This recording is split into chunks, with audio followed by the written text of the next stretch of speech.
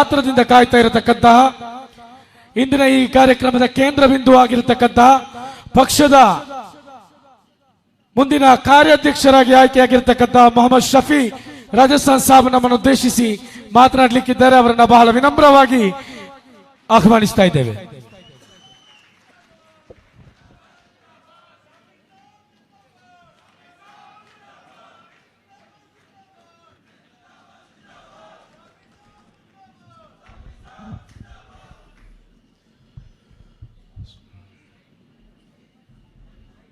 अस्सलाम वालेकुम वरहमतुल्लाहि वबरकातुहू। नमस्कार, सत श्री अकाल, आदाब। बहुत कम समय में अपनी बात को पूरी करता हूँ, लेकिन बात शुरू करने से पहले आज जो फेलिसिटेशन और सब लोग एयरपोर्ट और स्टेशन आने से लेकर अब तक जो कर्नाटक का स्टेट और ख़ास तौर पर जो दक्षिण कन्नड़ा मैंगलोर डिस्ट्रिक्ट ने जो मेहनत की है और जो इस प्रोग्राम को, इस कार्यक्रम को सजाया है, मैं उन सबको बहुत बहुत शुक्रिया ही नहीं मुबारकबाद देता हूं कि उन लोगों ने इतना एक बेहतरीन प्रोग्राम किया। और जो ये लास्ट में एक, क्योंकि हर एक जगह का एक कल्चर होता है, हम लोग ये साफ़े और शॉल के तो ख्वाहिशमंदी नहीं, आदि भी नहीं है, लेकिन हर एक जगह की एक संस्कृति है, एक कल्चर है, उसको एक रेस्पेक्ट करने के लिए सब हर जगह हम लोग कबूल करते हैं। लेकिन हम लोग हमेशा ये फूल माला और शॉल से ज़्यादा तैयार हैं उस फांसी के लिए भी और जेल की बेड़ियों के लिए भी, क्योंकि हम सब की जिम्मेदारी है देश को बचाना, और देश यहाँ के संविधान और लोकतंत्र से ही बच सकता है। हमारे सामने जितने भी आप मुद्दे देख रहे हैं, क्योंकि मैं भाषण कम आपसे बातचीत करके, क्योंकि मैं कुछ काम यहीं से शुरू करना चाहता हूं, ऐसा एक ख्वाहिश है, शायद मैं उसको यहां पर आप तक पहुंचा पाऊं। सबसे पहले जो हालात हैं, हम सबको पूरा जो दिखाया जा रहा है, मेरी माँ बहनें बाहर भी सुन रही हैं और भाई बुजुर्ग बाहर भी बैठे हुए हैं, मैं सीधा मौजू पर ही आया हूं। हम सबको दिखाया एक चीज जा रही है, नफरत। और वो नफरत ये मीडिया और तमाम जितने भी ये मिशनरीज को यूज करके, यहां तक कि मैं आखिरी जो अभी कुछ दिनों पहले national security adviser Ajit Doval के जरिए से इंडिया में जो मैसेज पहुंचाया गया है कि जिन लोगों ने मंदिरों को तोड़ा है उनसे प्रतिशोध लेना है, वो युवाओं को तैयार रहने के लिए बोल रहा है। वो शख्स यहां के लोगों के पैसे से, यहां के टैक्स के पैसे से वो घर चलाने वाला आदमी इस आवाम के खिलाफ प्रतिशोध का मतलब क्या है? देश में अराजकता फैलाना है क्या? आए दिन कुछ चंद लोग, नित्यानंद जैसे लोग क्या क्या नहीं बोल रहे हैं,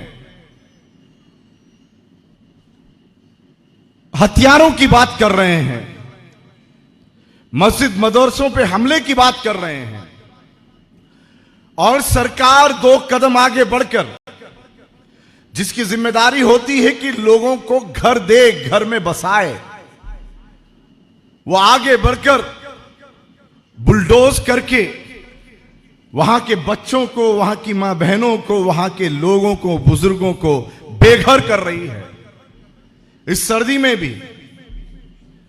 और ये दिखाया जा रहा है, ये बुलडोज मुसलमानों पर हो रहा है, ये लिंचिंग मुसलमानों की हो रही है, ये अटैक मदरसे और मस्जिदों पर हो रहे हैं। ये एक आंख से जो दिखा रहे हैं, इस प्रोपेगेंडा को आप समझना है। उसमें मैं दो लोगों से बात करना है। नंबर एक, जिन मुसलमानों को टारगेट बनाया जा रहा है, उन्हें यह समझना चाहिए कि उनका फरीजा खुद को नहीं बल्कि किसी गरीब को, मजदूर को, दलित को, आदिवासी को, पड़ोसी को इंसाफ दिलाना है। उसके साथ ना इंसाफी हो रही है तो फिर उसका ईमान कहां है, वो उसका जायजा लेना है। नंबर 1। नंबर 2, जहां आपको यह चीज सब समझनी है, वहीं यह भी समझनी है कि आपके पड़ोस को, दलित को, आदिवासी को, किसान को, मजदूर को, क्रिश्चियंस को, सिख को, ईसाई को आप समझाना पड़ेगा, बताना पड़ेगा कि मणिपुर में जो आज तक मणिपुर जल रहा है, राष्ट्रपति शासन लागू किया हुआ है, उसे वो शांति में नहीं रखने देना चाहते। वो मुसलमानों पर हमला नहीं है, वो गैर मुसलमानों पर हमला है। बनारस के अंदर सैकड़ों मंदिर तोड़ दिए गए हैं इसी सरकार ने, इसी फांसीवादी सरकार ने। दिल्ली के अंदर, कैपिटल के अंदर आरएसएस के हेडक्वार्टर के लिए हनुमान जी का मंदिर तोड़ दिया है। आपको, हमें मालूम है क्या कितने हमारे चर्च पर, हमारे क्रिश्चियंस भाइयों पर हमले हो रहे हैं, लिंचिंग हो रही है। कितने दलितों पर, ट्राइबल्स की लिंचिंग हो चुकी है। और सिर्फ लिंचिंग ही नहीं है, कितनी हमारी दलित बहनें हैं जिनके रेप केसेस आप सोचेंगे तो आपकी आंखों में आंसू आ जाएंगे। हम जो ये लोग एक माहौल बनाकर जो नफरत का लोगों में आम कर रहे हैं, मुसलमानों के नाम पर जो देश का बंटवारा कर रहे हैं, इस प्रोपेगेंडे को बदलना होगा, इस इमेज को बदलना होगा। हमें मैदान में उतरकर काम करना होगा। काम क्या करना है, हमें बताना होगा कि यह सरकार यहां की जल, जंगल, जमीन को बेच रही है। ये लोग east India company, British government से भी ज्यादा खतरनाक हैं। ये मोडानी जो अडानी को रखकर ये फासिस्ट गवर्नमेंट ब्रिटिश गवर्नमेंट से भी खतरनाक काम कर रही है। हमें बताना होगा, हमें यह समझाना होगा कि क्या आपको मालूम है हर साल 2 लाख लोग दूषित पानी पीने से मर रहे हैं, उनकी हत्याएं हो रही हैं। और यह हत्या है, मृत्यु नहीं है, यह नेचुरल डेथ नहीं है। ये सरकार के, हमारे जो फंडामेंटल राइट्स हैं, जो हर सरकार का यह दायित्व है, जिम्मेदारी है कि हर शहरी को उसके जो बुनियादी हुकूक है, रोटी, कपड़ा, मकान, स्वास्थ्य, शिक्षा, वो उन्हें मुहैया कराए। वो ठीक से पानी तक नहीं दे सकती है। देश में 70% दूषित पानी का हाल है। आपको मालूम है इंदौर के अंदर, मध्य प्रदेश के अंदर सैकड़ों लोग अस्पताल में हैं। 15 लोगों की जान जा चुकी है। ये तो अखबारों में आया है, कितनी गई है वो तो छुपाई भी गई है। क्योंकि व्यापम जैसे जो वहां पर व्यापम जैसे जो कांड हुए हैं, जिसकी वजह से लोगों को मारा गया है, करप्शंस हुए हैं, वो आपके सामने भी नहीं आ रहे हैं। लोग बात भी नहीं कर रहे हैं। माहौल ये बना दिया है कि लिंचिंग मुद्दा ही नहीं रहा है, बुलडोज होता है, हो रहा है। क्यों? क्योंकि असली मुद्दे लोगों के सामने नहीं आना चाहिए। हमें बताना होगा कि जब बिल्किस बानो पर हमला, उसके जब बलात्कार और उसके साथ जो घटना घटी, वही घटना हमें आज उन्नाव में देखनी पड़ रही है। बिल्किस बानो को भी मुस्लिम पर हमला मत देखो, और उन्नाव की घटना को, हाथरस की घटना को भी हिंदू घटना मत देखो। ये भारत पर अटैक किया, ये इंडिया पर अटैक है। ये बताना होगा। ये देश को हम सीधा सीधा समझाना होगा कि ये देश में मसला हिंदू मुस्लिम नहीं है, मसला फासीवाद वर्सेस भारत है, मसला संघ परिवार वर्सेस भारत है। यह मसला हम सबको बैठकर मिलकर समझना होगा।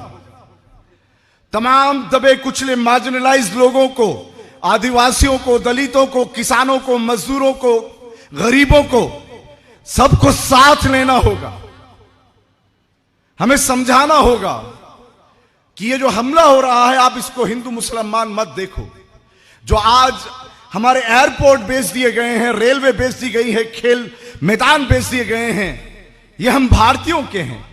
जब महंगाई आती है तो मुसलमानों पर नहीं आती, तमाम भारतीयों पर आती है, हर वर्ग पर आती है, हर जाति पर आती है। महंगाई सिर्फ मुसलमानों पर नहीं आती।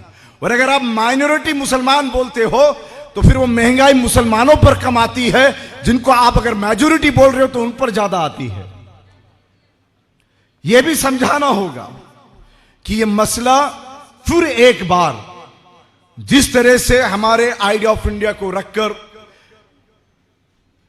शहीद भगत सिंह, अशफाकुल्ला खान, ब्रिगेडियर उस्मान और इससे पहले हमारे बाबा साहब भीमराव अंबेडकर, सावित्रीबाई फुले, फातिमा शेख, हमारे परियार साहब, इन सब लोगों को याद करना होगा कि इन्होंने जो देश को आजाद होने के और आजाद होने के बाद तक क्या सपना देखा था, क्या ख्वाब देखा था, क्या वो देश आज है? नहीं है। इसीलिए फिर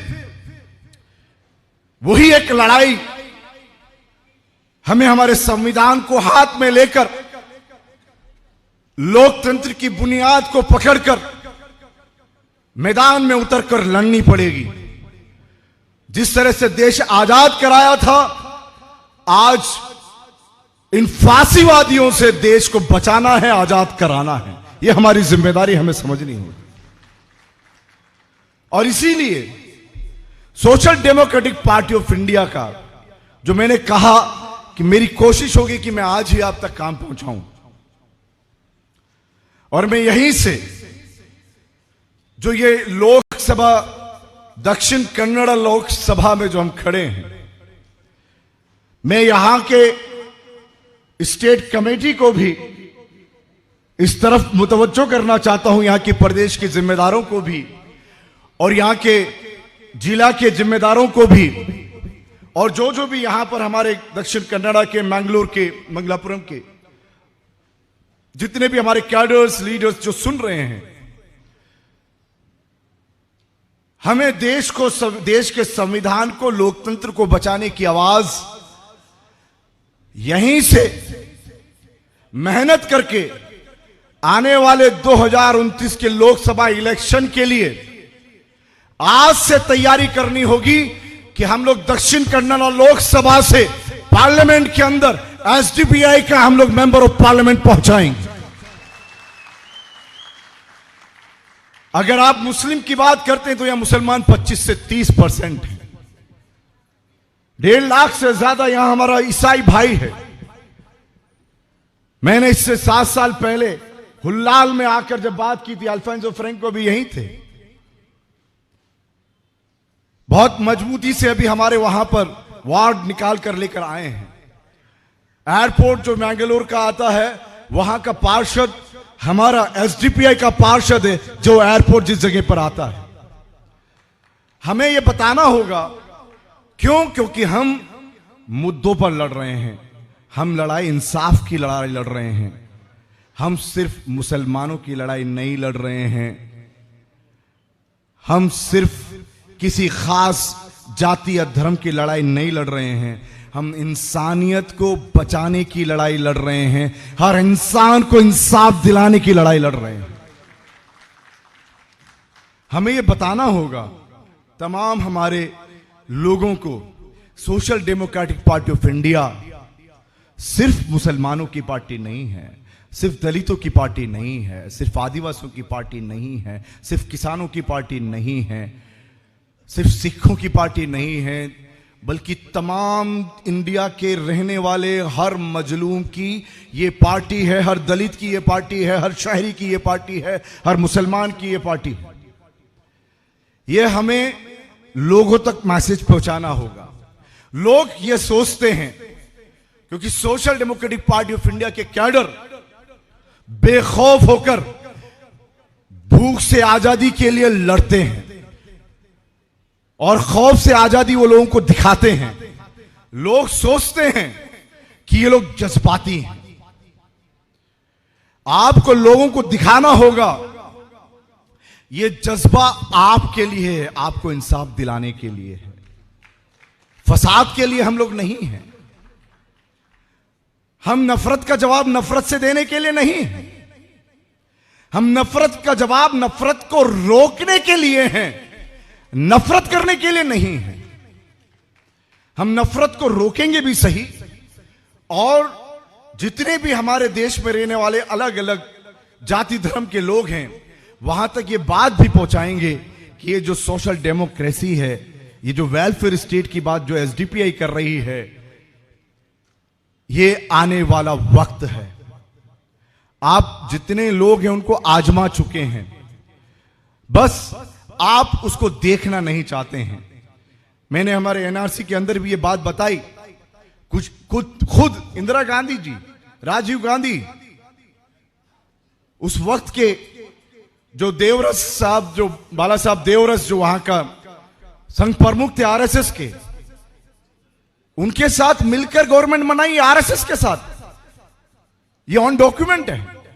बल्कि एक निर्जा चौधरी की किताब में पूरा उसमें काफी तौर पर लिखा हुआ है कि उनके छोटे भाई को उन्होंने कार भी गिफ्ट की है। और जो बाकी की जितनी भी आप देख रहे हैं, कौन सी ऐसी पार्टी है जिसने बीजेपी के साथ अलायंस नहीं किया? क्या बसपा ने अलायंस नहीं किया? क्या सपा ने अलायंस नहीं किया? क्या जो टीएमसी की मायावती जी हैं, क्या वो बीजेपी के साथ नहीं गई? क्या अभी जो ये सावरकर के रूप में नीतीश कुमार है, चंद्रबाबू नायडू है, कौन है जो हम कर्नाटक में बैठे हैं, जेडीएस देवेगौड़ा जो सोशल जस्टिस की बात करते थे, कौन लोग बीजेपी के साथ नहीं गए? बीजेपी कौन है? संघ परिवार फांसीवाद का वो जहर है जो देश को खा रहा है। ये सिर्फ मुसलमानों को नहीं खा रहा है, यहां के पूरे जो 4 स्तंभ हैं उनको पूरी तरह खोखला कर चुका है। मीडिया का हाल आपको मालूम है, लेजिस्लेचर किस कदर बिकी हुई है। आज यहां कांग्रेस के लोग हैं, कल पूरी की पूरी सरकार जो है बीजेपी की बन जाती है। बहुत सारे स्टेट्स आपने देख चुके हैं। इसीलिए मैं अपनी बात को यहां विराम देते हुए, हमें हमारे social democratic party of India के मैसेज को टारगेट रखकर पहुंचाना पड़ेगा। आने वाले वार्ड इलेक्शंस, आने वाले पंचायत इलेक्शंस, जो भी वहां की जो भी कोऑपरेटिव इलेक्शंस, ये हमें टारगेट करने पड़ेंगे। हम एजिटेटिव पॉलिटिक्स में तो आगे हैं, लेकिन इलेक्टोरल पॉलिटिक्स के अंदर लोगों के अंदर यह है कि आप सेवा करने वाले हैं, आप जीतेंगे नहीं। हम सोचते हैं कि ये अवाम का जहन बना हुआ है, नहीं, मैं इसमें अवाम की गलती नहीं मानता। हम कोई भी किसी भी पार्टी में रहने वाले की आप उसको भी गलती मत मानिए, हमारे काम की कमजोरी मानता। हमें हमारा काम करना पड़ेगा। जब लोगों तक, आप घरों तक उनके पहुंचेंगे, उनके सुख दुख में जब आप खड़े होकर दिखेंगे, और यह नहीं होगा कि जब चुनाव आएगा उसके 2 महीने पहले तैयारी करेंगे। मैं 2029 के इलेक्शन की बात 2026 के शुरुआत में आपसे कर रहा हूं। टारगेट करना पड़ेगा। और एसडीपीआई ने पिछली मिकात के अंदर ही कई लोकसभाओं को और विधानसभाओं को टारगेट करके कुछ प्लान बनाया था। हम आज से ही उस पर काम करना शुरू करना है। सबसे पहले मैं यहां की कर्नाटक को जिम्मेदारी देके जाता हूं कि यहां पर वो इलेक्शन के अंदर लोगों को उम्मीद दे दे कि social democratic party of India अब अगर चुनाव में आ रही है तो जीतने के लिए आ रही है, सिर्फ खड़े होने के लिए नहीं आ रही है। इसलिए हम लोग, क्योंकि यहां पर जो के जो प्रतिनिधित्व हैं करने वाले हैं, वो भी इस राष्ट्रीय प्रतिनिधि सम्मेलन में आने वाले लोग भी यहां मौजूद हैं, मैं उनसे भी ये कहता हूं कि अपने अपने प्रदेश में जाकर पूरी तरह से चुनावी तैयारी में लग जाइए, हर मुद्दे पर बात करिए और याद रखिए कोई ऐसा मुद्दा नहीं है, वो किसान का मुद्दा हो, गरीब का मुद्दा हो, ईसाई का मुद्दा हो, सिख का मुद्दा हो, इंडिया का कोई भी एंटी पीपल्स पॉलिसी बन रही हो, सबसे पहले एसडीपीआई आवाज उठाती है। तो आगे आने का हक पार्लियामेंट में और असेंबली में जाने का हक भी एसडीपीआई रखती है। ये आप लोगों के अंदर कॉन्फिडेंस होना चाहिए। आधी लड़ाई आप कॉन्फिडेंस से जीतते हैं, होगा क्या? खत्म। कर सकते हैं क्या? खत्म। हां, हम ही कर सकते हैं, दूसरा नहीं कर सकता। ये आज़म लेकर जाइए और भूख से आजादी और खौफ से आजादी के नारे को देश के गली गली कोने तक पहुंचाइए। बहुत बहुत शुक्रिया, धन्यवाद। जय हिंद, जय भारत, जय एसडीपीआई। हेलो।